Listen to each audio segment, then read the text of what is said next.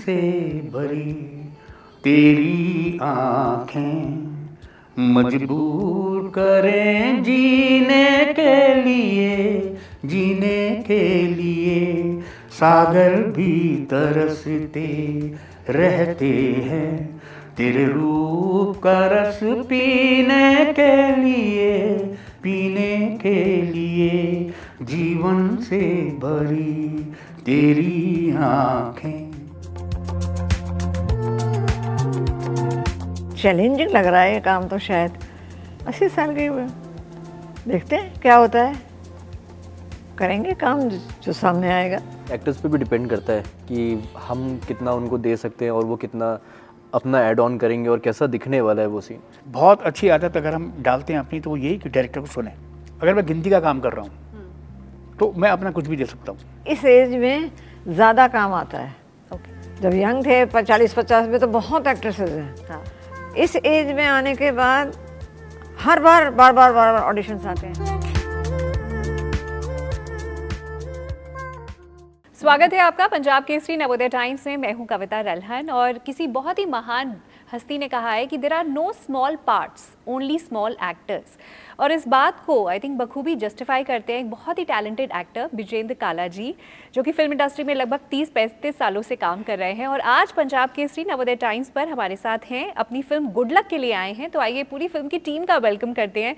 विजेंद्र काला जी, आपका बहुत बहुत स्वागत है। इस फिल्म के डायरेक्टर प्रखर श्रीवास्तव, आपका भी स्वागत है। और यंगेस्ट मेंबर फिल्म की अंगूरी देवी, थैंक यू वेरी मच, आपका भी बहुत बहुत स्वागत है। सो सबसे पहले ट्रेलर देखा फिल्म का, बहुत ही अलग है। आई एम श्योर एक यूनिक कॉन्सेप्ट है, पर कहीं ना कहीं इस फिल्म के ट्रेलर में भी एक लाइन डाली गई है कि बधाई हो वाला कांड हो गया और स्टोरी हल्का सा हमें उस बधाई हो फिल्म की याद दिलाती है। तो इस पे आप क्या कहना चाहेंगे प्रखर? मैं जब ये फिल्म लिख रहा था मैं प्रिपेयर था कि जब ये फिल्म आएगी तो लोग ज़रूर उसका प्रेगनेंसी जो सिंपल सा एक वर्ड है उसके कारण लोग उसको उससे लिंक कर रहे हैं। बट ऐसा आई डोंट थिंक ऐसा कुछ मुझे लगता है कि इसको रिजेंबल करना चाहिए, क्योंकि दोनों फिल्म जब आएगी वो फिल्म एक मास्टरपीस थी। बस वो एक इवेंट आई गेस सेम है, इवेंट एक प्रेगनेंसी है। बट यहाँ एक बड़ा अनयूजुअल सा सिचुएशन है जहाँ पे 70-80 में लोग जहाँ रिटायर होते हैं वहाँ पे एक नई ज़िंदगी के स्टार्टिंग हो रहा है वहाँ पे। एंड उनमें बधाइयों में अलग था, राइट।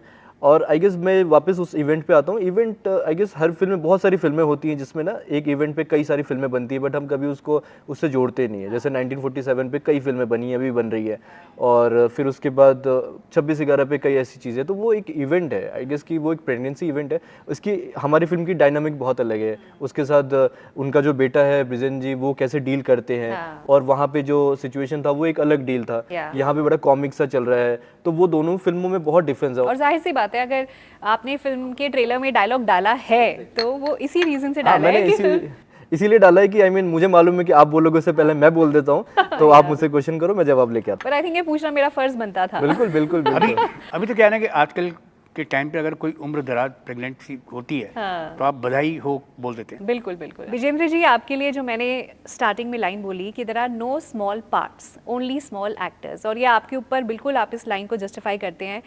किसी भी फिल्म में आपका किरदार चाहे 2 मिनट का है या 2 घंटे का है, आपका जो किरदार है, आपकी जो भूमिका है, वो लोगों के दिलों पे छाप छोड़ देती है। तो सबसे पहले आई थिंक मैनी कॉन्ग्रेचुलेशंस, बहुत बहुत शुक्रिया, बहुत बहुत धन्यवाद। और इतने सालों से इस तरह का काम आप करते आए हैं जो लोगों को पसंद आता है, और आज भी लोग आई थिंक आपकी ये जैसे ही फिल्म का ट्रेलर देखा, पता चला आप हैं इस फिल्म में, तो अपने आप जो दिलचस्पी है वो और ज़्यादा बढ़ जाती है।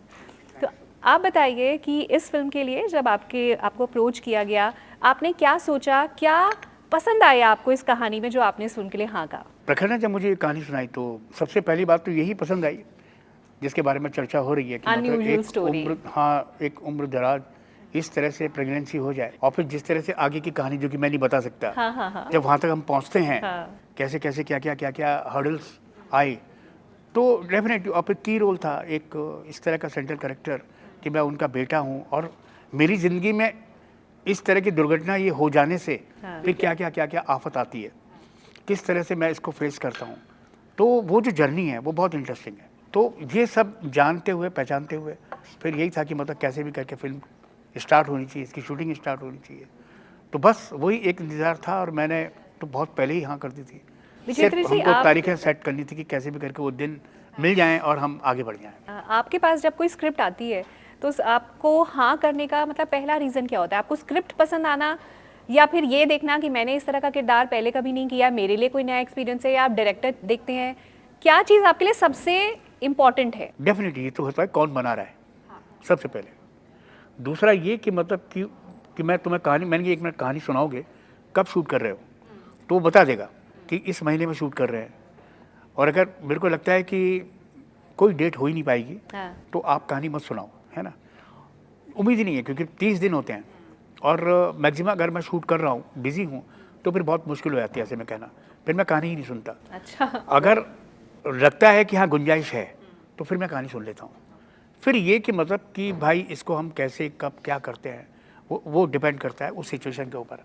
अदरवाइज़ ये है डेफिनेटली कि कहानी सुनने से पहले सबसे पहले मैं यही कि प्रोडक्शन हाउस क्या है, कौन बना रहा है, बनाने वाले कितने सक्षम है ना, वो अब रहता है। और उसके बाद फिर ये कि तारीख कौन सी है, फिर इंटरेस्ट तो फिर तभी बोलूँगा मैं तारीख के बारे में जब मुझे कहानी पसंद आएगी। मालती जी, आपने वेब सीरीज़ में भी काम किया है और आपने काफ़ी सारी एड्स भी करी हैं और बहुत ही आई थिंक सबसे प्रिटी दादी का खिताब मैं आपको देना चाहूँगी, सबसे सुंदर दादी, बहुत ही प्यारी लग रही हैं आप। और फिल्म के ट्रेलर में और ज़्यादा आई थिंक एक डिफरेंट रूप आपका देखने को मिल रहा है। आपको कोई एप्रीहेंशन थी इस तरह का किरदार इस वक्त अपनी लाइफ की स्टेज में करने के लिए जब ये फिल्म आपको ऑफर हुई? ताज्जुब लगा लगा हमारा ठीक है और चैलेंजिंग लग रहा है ये काम तो। शायद 80 साल के देखते हैं क्या होता है, करेंगे काम जो सामने आएगा, तो इस ख्याल से किया। आपने किसी से सलाह ली कि ये फिल्म अब मैं करने जा रही हूँ, ये किरदार नहीं, है, क्या सलाह मैं नहीं ली, करूँ या मेरी ना? बिटिया है, मैंने उससे मैं डिस्कस करती हूँ। हाँ जी। ऐसे ऐसे कैरेक्टर आया है तो कहनी मम्मा करके देखो कैसा लगता है। लगता अच्छी रही है। पहले तो इतना पता भी नहीं था, स्टोरी वगैरह तो मालूम ही नहीं थी कि क्या है क्या नहीं, करके देखो कि क्या होता है, कैसे चलती है, चलेगी तो मजा आएगा। अच्छा है, अभी भी लग उन्होंने तो रहा फिल्म है। नहीं देखी है। अच्छा, फिल्म नहीं देखी है? Okay. आपने देख ली है शायद? पूरी पिक्चर नहीं, मैंने नहीं देखी। आपने नहीं देखी? आपकी रियल एज नहीं जानना चाहती मैं नहीं पूछूंगी, पर यंगेस्ट मैंने आपको पहले ही बोल दिया। पर इस स्टेज ऑफ लाइफ में जो जहाँ पे आप हैं, आपको जिस तरह के किरदार ऑफर होते हैं, आपको क्या लगता है फिल्म इंडस्ट्री में काफ़ी रोल लिखे जाते हैं इस एज की एक्ट्रेस के लिए? क्या आप उनसे खुश हैं या आपको लगता है कि उतने ज़्यादा अपॉर्चुनिटीज़ नहीं हैं? बहुत अपॉर्चुनिटीज़ हैं, बल्कि इस एज में ज़्यादा काम आता है। ओके। जब यंग थे 40-50 में तो बहुत एक्ट्रेसेस हैं। हाँ। इस एज में आने के बाद हर बार ऑडिशंस आते हैं, 80 ईयर्स चाहिए, 80 ईयर्स चाहिए। मैंने कहा इस उम्र में बड़ा काम मिल रहा है, इस उम्र में बहुत ज़्यादा काम मिल रहा है, बल्कि कंपटीशन ज़रा हट गया। हाँ, अपॉर्चुनिटी ज़्यादा मिलती है और अच्छा काम होता है। एक से एक देखते हैं तो कांटेक्ट करते हैं, ऑफर देते हैं, फिर ऑडिशंस बनाते हैं, कहीं मिल जाता है, कभी नहीं मिलता है। आपको देख के कितना अच्छा लग रहा है ना मालती जी कि आप जैसे जो दादी की उम्र में जब पहुंच जाती हैं लेडीज, तो सब अपना काम धाम छोड़ के घर में रिटायरमेंट और हाँ, मतलब ऐसी जिंदगी जीती हैं जहाँ कुछ ज्यादा कंट्रीब्यूट नहीं कर रही हैं वो, है ना। हाँ। आई थिंक घर में आप ज्यादा रिस्पॉन्सिबिलिटीज नहीं लेते हो, है ना, Comfort छोड़ zone देते में हो, कंफर्ट जोन में आ हाँ। जाते हो। लेकिन आप इस उम्र में भी चैलेंजिंग रोल ले रही हैं, काम कर रही आ हैं, रहा अपने है आप को बिजी काम रख रही हैं, तो। मतलब आप इंस्पिरेशन है हिंदुस्तान के, आप पूरे वर्ल्ड की दादियों के लिए।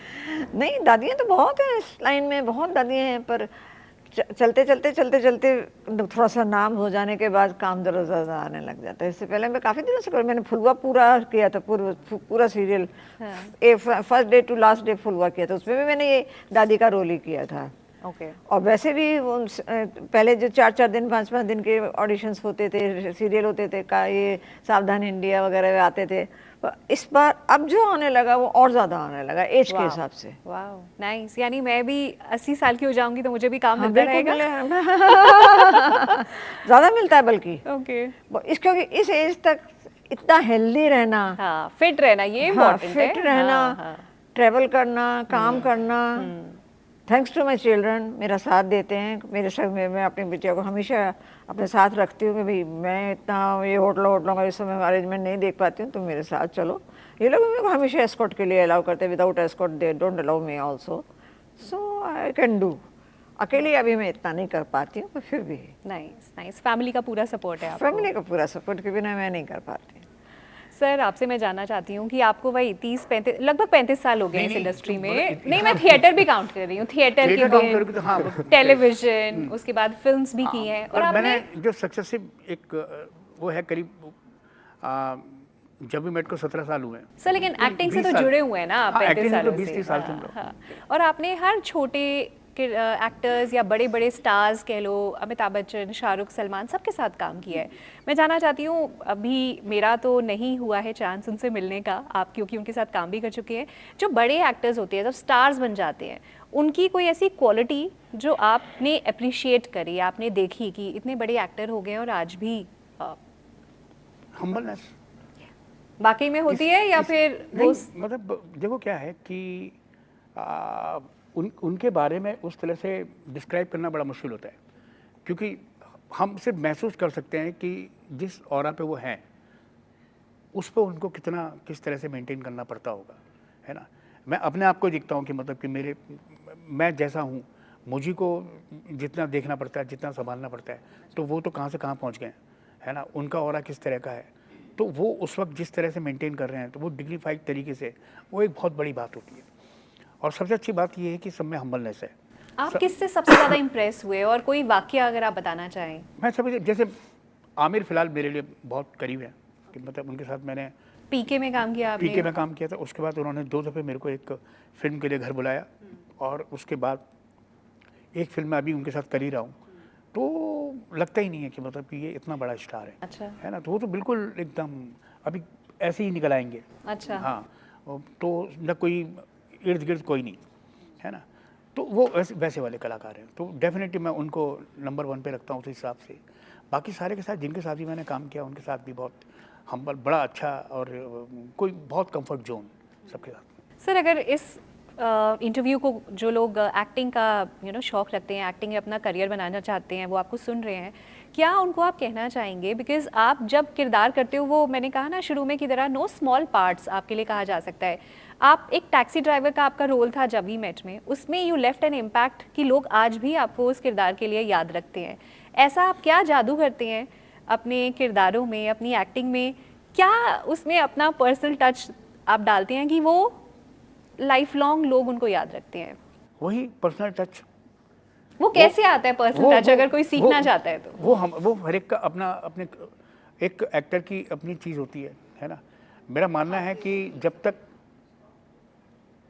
काम सभी लोग करते हैं, सबको अपना काम आता है, लेकिन थोड़ा सा मैजिक अगर उसमें मिक्स हो जाए तो वो काम बहुत यादगार बन जाता है ना। और तो मेरा प्रयास, मेरी कोशिश यही रहती है कि मतलब जैसे कि अब ख़ास तौर से आज के टाइम में, जबकि मैं थोड़ा सा सीनियरिटी में आ गया हूँ या लोग रेस्पेक्ट करने लगे हैं, और ख़ास तौर से जो डायरेक्टर्स हैं जो कि मेरी उम्र से काफ़ी छोटे हैं, जब मैं उनके साथ भी काम करता हूँ, या मेरे बराबर की उम्र वाले हैं, तो मैं कंफर्ट जोन में रहता हूँ उनके साथ। मैं स्क्रिप्ट को लेकर भी डिस्कस कर सकता हूँ उनके साथ, सीन को लेकर भी डिस्कस कर सकता हूँ, उसमें ऊपर नीचे क्या हो सकता है उसके बारे में भी डिस्कस कर सकता हूँ। तो वो कंफर्ट जोन मुझे मिलता है। Nice. अब मिल जाता है, पहले नहीं मिलता था। प्रखर, आप जब इतने सीनियर एक्टर के साथ काम करते हैं, जिनको इतने सालों का तजुर्बा है, वर्सेस आप न्यू एक्टर्स के साथ भी काम कर रहे हैं, तो आप कैसे सीनियर एक्टर्स को ब्रीफ देते हैं, या फिर आप उन्हीं के ऊपर छोड़ देते हैं कि सर आपको तो बेस्ट पता है, आप अपने आप जो आपको बेस्ट लगता है? ये कहीं ना कहीं एक्टर्स पे भी डिपेंड करता है कि हम कितना उनको दे सकते हैं और वो कितना अपना ऐड ऑन करेंगे और कैसा दिखने वाला है वो सीन।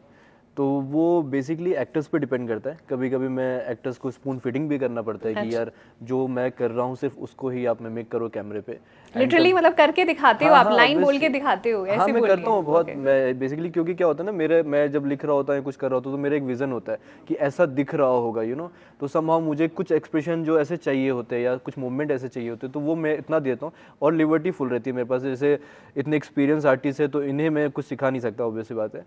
तो इन्हें मैं बस बता देता हूँ कि यार सर मुझे ऐसा कुछ चाहिए, एंड बाकी ये तो अपने सारे फ्लेवर, सारे रंग उसके अंदर डालते हैं, तो कमाल हो जाता है फिर।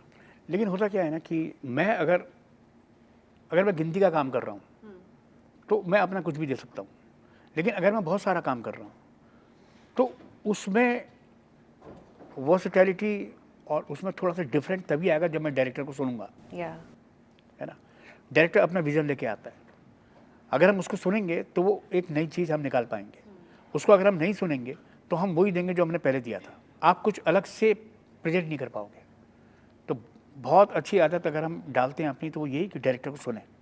और सर आप जैसे किरदार जब भी निभाते हैं ना, तो वही जो आप उसमें अपना पर्सनल टच डालते हैं, बहुत रियल उस किरदार को लगाते हैं। हाँ। उसको देखकर ऐसा लगता है कि हाँ, अपनी लाइफ में हम इस तरह के किरदार से मिले हैं। बिल्कुल। लेकिन and I am sure her director ज़्यादातर आपको यही ब्रीफ कर देते होंगे कि सर अपने हिसाब से आप करिए जिस तरह से आप कर सकते बिल्कुल हैं। ऐसा तो प्रकृति लेकिन साहब भी अपने experience हिसाब है। से अपने स्टाइल को हर फिल्म में अलग दिखाना, ये भी तो मुश्किल है। डेफिनेटली मुश्किल है, लेकिन मैं वही कह रहा हूँ ना कि मतलब कि वो आपको सुनना पड़ेगा पहले उधर। तो वो अगर आप उनकी बात को सुन लोगे, उसको समझ लोगे, तो वो अपना टच तो आएगा ही ना। अपना ऐसा तो हो ही नहीं सकता। ओके। तो इसलिए डायरेक्टर्स अपना होमवर्क ऑलरेडी कर रहे होते हैं और उस दौरान ये कुछ और प्रोजेक्ट कर रहे होते हैं, वहाँ कुछ और बन कोई और किरदार निभा रहे होते हैं। तो डायरेक्टर्स के होमवर्क बस वो सुन ले, उसमें फिर बाकी ये बूस्ट कर ले। मैंने एक एग्जाम्पल में हमेशा कोट करता हूँ गुलाबो सिताबो का, कि श्री सरकार ने एक सीन मेरे को समझाया ऐसे, तो उसमें मेरे को उन्होंने जो वकील बनाया बच्चन साहब का, वो इस तरह का वकील है कि थोड़ा सा वो चिड़चिड़ा भी है, वो अक्खड़ भी है, वो ज़्यादा वो इतने बुजुर्ग आदमी को, अब वो किरदार बच्चन साहब कर रहे हैं, अब उनके साथ में इस तरह का बिहेवियर को एटीट्यूड लेकर के मुझे परफॉर्म करना है। हाँ। है ना, कि मतलब कि मैं ज़्यादा उनको मतलब वो कर रहा हूँ, इरिटेट कर रहे हैं मुझे, इस तरह का किरदार। जब उन्होंने मुझे समझाया क्या किया, तो वो मैं अपनी तरफ से नहीं कर सकता ऐसी ना, मैं अपनी तरफ से करूँगा तो ऐसे ही करूँगा जैसा मैं करता हूँ, लेकिन क्योंकि उन्होंने मुझे बताया कि इसको ऐसा करो, वो मैंने वैसा किया।